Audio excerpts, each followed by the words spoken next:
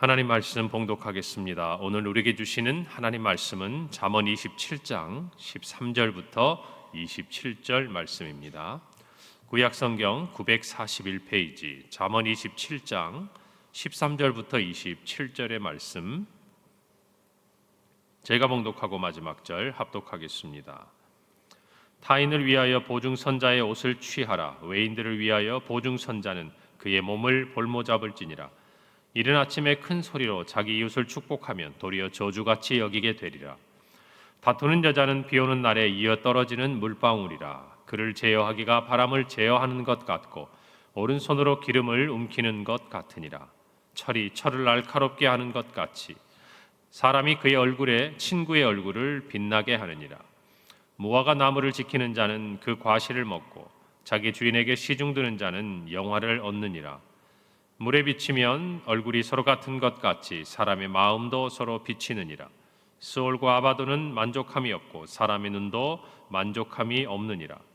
도가니로 은을, 풀무로 금을, 칭찬으로 사람을 단련하느니라. 미련한 자를 곡물과 함께 절구에 넣고 공의로 찌을지라도 그의 미련은 벗겨지지 아니하느니라.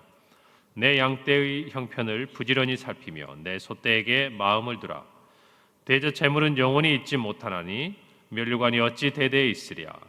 풀을 벤 후에는 새로움이 돋나니 산에서 꼴을 거둘 것이니라. 어린 양의 털은 내 옷이 되며 염소는 밭을 사는 값이 되며, 함께 읽습니다. 염소의 젖은 넉넉하여 너와 내 집의 음식이 되며 내 여종의 먹을 것이 되느니라. 아멘. 오늘 또 이어지는 한 2, 3일 한파가 몰아치고 오늘 새벽에 나오시는데 눈이 거리에 있어서 많이 미끄러우셨죠. 교회 들어오신 입구에도 아무래도 눈으로 인해서 물기가 있다 보니까 좀 미끄러운 부분들이 있습니다.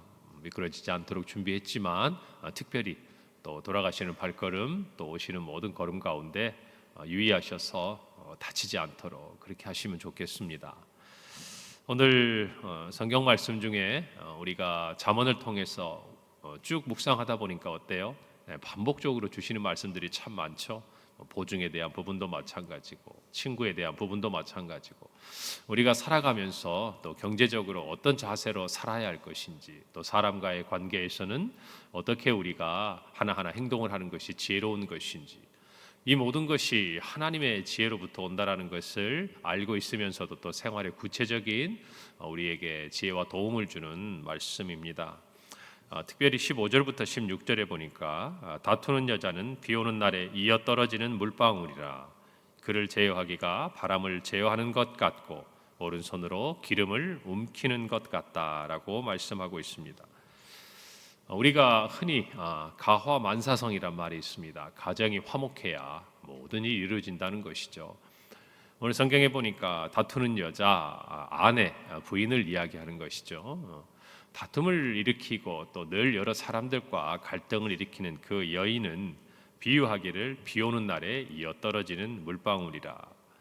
여러분, 비가 오면 어떻습니까? 우리나라도 처마 끝에 물방울이 이어서 떨어지면 간혹 보면 그 아래 땅이나 또 어떤 돌이나 이런 게 있으면 깊이 패여 있는 자국들을 우리가 볼 수 있지 않습니까? 계속적으로 지속적으로 떨어지는 물방울에 단단한 바위도 또 돌도 다 이렇게 구멍이 나고 패이는 것들을 우리가 봅니다. 그만큼 지속적으로 이어지는 행동이 부정적일 때 개인뿐만 아니라 모든 공동체에게 주는 어려움이 크다라는 것입니다. 또 이 말씀을 우리가 묵상하면서 그를 제어하기가 바람을 제어하는 것 같다. 정말 다툼을 그치게 하는 것이 우리 옆에 지나가고 또 불어오는 바람을 어떻게 제어할 수가 있겠습니까? 그리고 성경에 있는 것처럼 손으로 기름을 움켰을 때 여러분 그 기름이 어떻게 잡히고 또 우리가 그것을 붙잡을 수 있겠습니까? 불가능하다는 것이죠. 그만큼 다툼이라는 것이 어느 한순간에 일어나는 것이 아니라 여기 나오는 이 다투는 여인이라는 이 말은 그냥 일상이 사람들하고 갈등을 일으키고 삶 가운데 부정적인 영향력들을 가져오고 이런 사람들에 대한 이야기고 실로 그런 사람들이 있다라는 것이죠. 정말 우리의 가정에서부터 환복은 시작이 되어야 합니다. 아내들만 들으라고 하는 이야기가 아니에요. 뭐 우리끼리 아침에 웃는 얘기입니다만은 그 아내를 누가 그렇게 만들었겠습니까? 똑같은 얘기예요. 부부간에 서로가 아껴주고 갈등보다는 서로 화목할 수 있도록 노력을 해야 뭔가 내 마음을 알아주고 뭔가 나의 처지와 형편을 이해해 주어야 다툼도 가라앉는 것이고 누군가 하나는 져 주어야 이 다툼도 쉽게 가라앉는 것이 아니겠습니까? 가족 구성원 안에 정말 늘 다툼을 일으키고 또 갈등을 일으키는 누군가가 뭐 부모이든 뭐 남편이든 또는 자녀이든 아내이든 한 명이라도 있다면 그 가정이 얼마나 불편하고 힘들겠습니까? 저와 여러분이 스스로에게 좀 질문을 해 보아야 해요. 우리는 가정 안에서 그리고 또 직장 안에서 그리고 교회 안에서 우리가 사는 삶의 시간 속에서 우리는 어떤 사람으로 다른 사람들에게 기억되고 있고 보이고 있느냐는 것입니다. 어디를 가든지 늘 다툼을 일으키고 갈등을 일으키는 사람으로 여겨지느냐, 아니면 어디를 가든지 그런 사람들을 품고 또 화목하게 하는 피스메이커로서의 역할을 하고 있는가? 여러분, 지혜는요 화목에 있습니다. 다툼에 있는 것이 아니라는 것이에요. 저와 여러분 모두가 하나님과 우리 사이에 원수된 것을 예수 그리스도께서 화목케 하기 위해 오셨다는 것은 단순히 예수님만의 그 모습을 설명하는 것이 아니에요. 예수님을 본받아야 되고 예수님을 따라야 되는 저와 여러분이 그런 틈 안에, 그런 원수된 사이 안에, 그런 다툼 안에서 하나 되도록 하는 것이 저와 여러분에게 주신 사명이라는 것입니다. 그래서 여러분, 우리 모두가 정말 다른 사람들에게 이 다툼이나 갈등을 통해서 다른 사람들의 에너지를 빼앗아가는 사람이 아니라 정말 힘이 없고 지쳐 있고 낙심하는 사람들에게 힘을 주는 사람이 되었으면 좋을 것 같아요.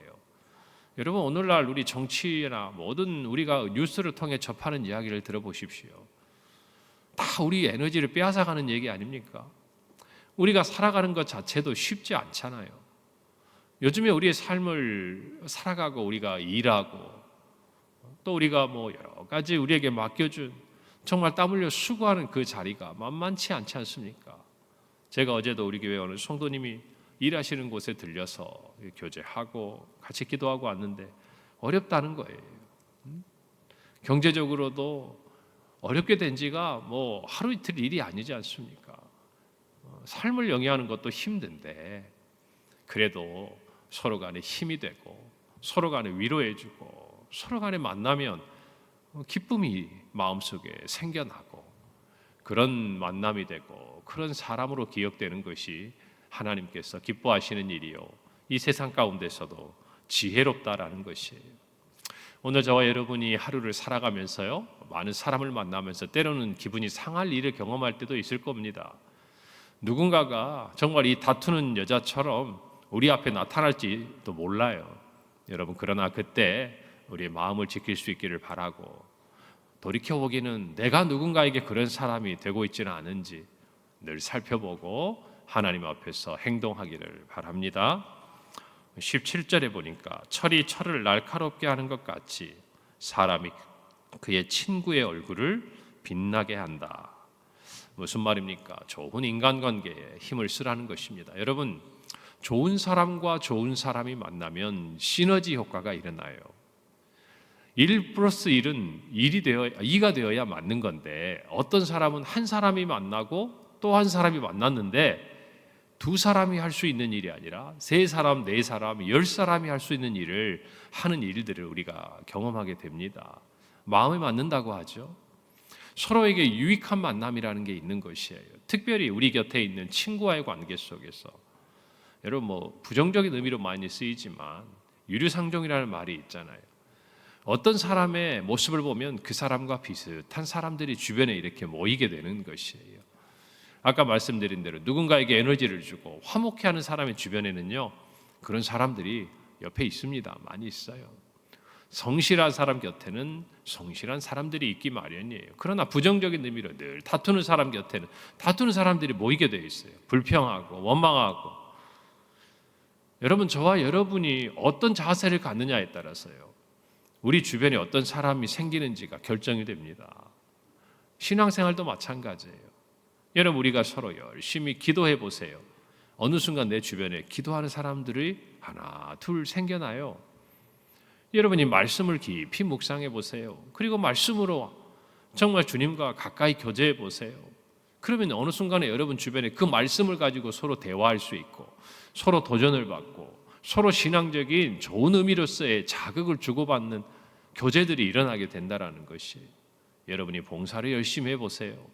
그러면 여러분 주변에 정말 누군가를 섬기고 교회를 섬기고 교회를 사랑하는 분들이 하나둘 늘어나게 되어 있어요.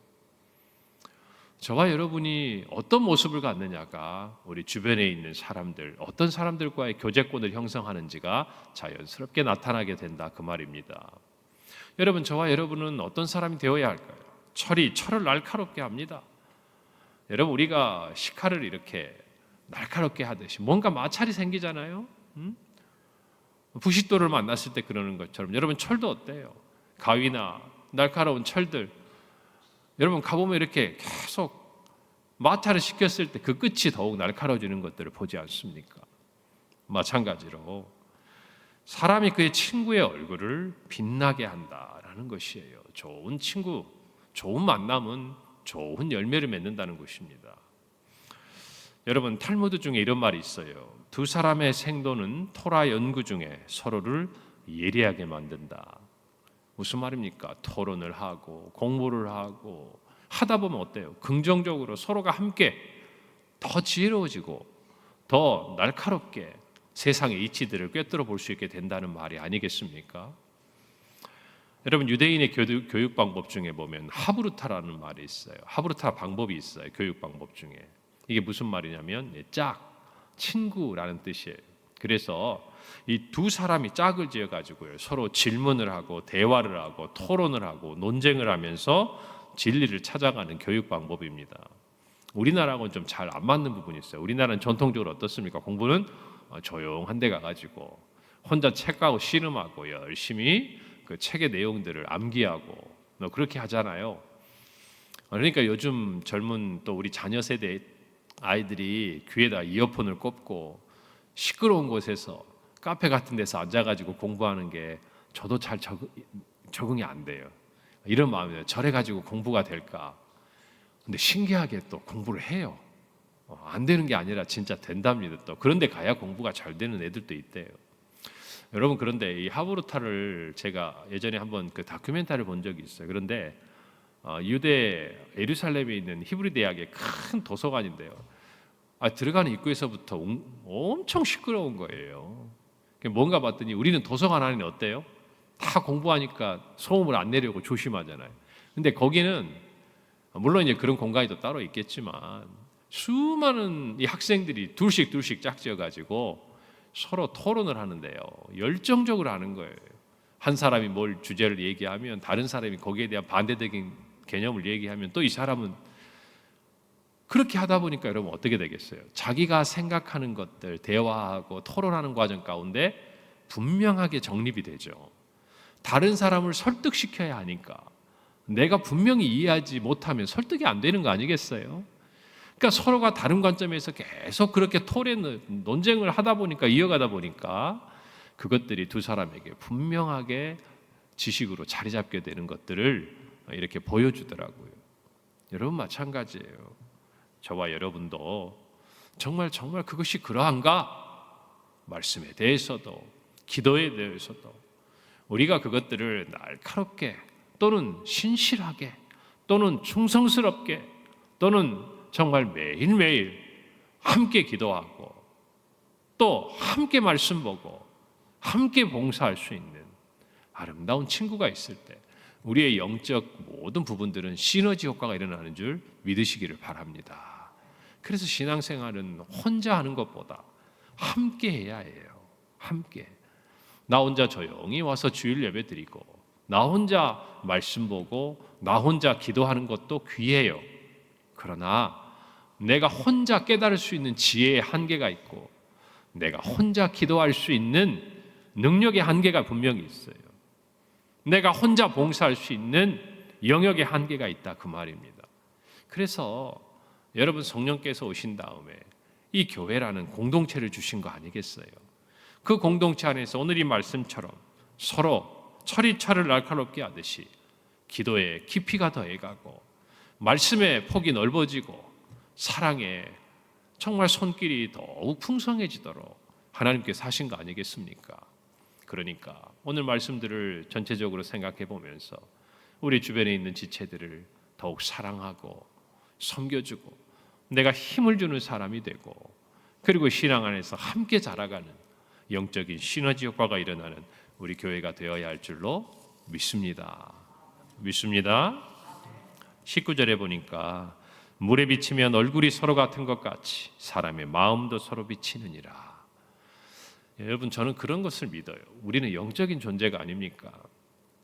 물론 눈앞에 속일 수도 있겠죠. 작정하고 마음을 감추고 다른 사람을 거짓으로 대할 수도 있을 겁니다.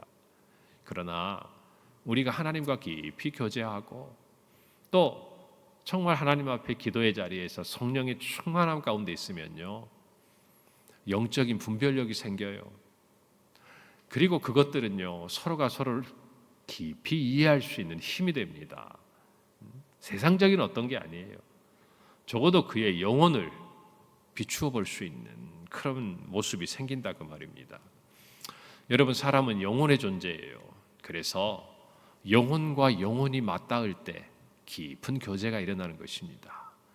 세상적인 그냥 관계, 지식, 세상에서 내가 저 사람을 안다, 저 사람 부자다, 저 사람 똑똑하다, 저 사람 건강 어떤 사람이다, 그런 게 아니라 진짜 교제는요, 영혼을 서로가 맞대고 아는 거예요.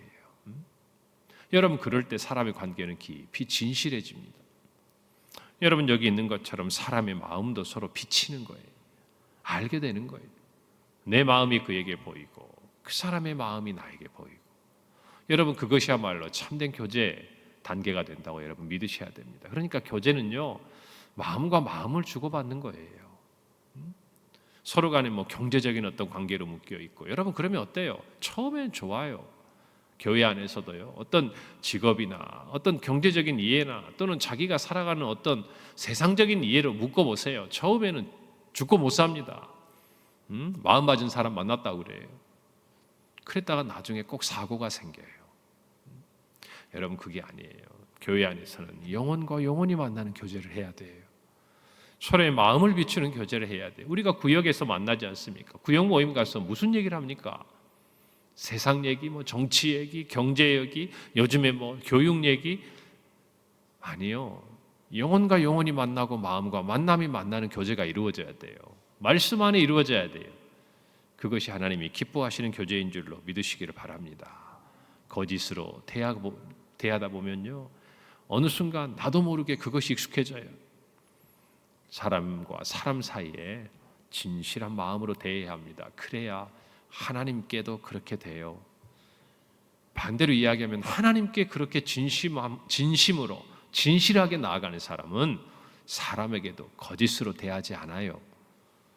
다른 것이 아니에요. 성도는 하나님께 대하는 것과 이웃에게 대하는 것이 다를 수가 없는 것이, 하나님을 사랑하는 것과 이웃을 사랑하는 것이 다른 것이 아니에요. 그것이 진정한 믿음의 모습이라는 것입니다.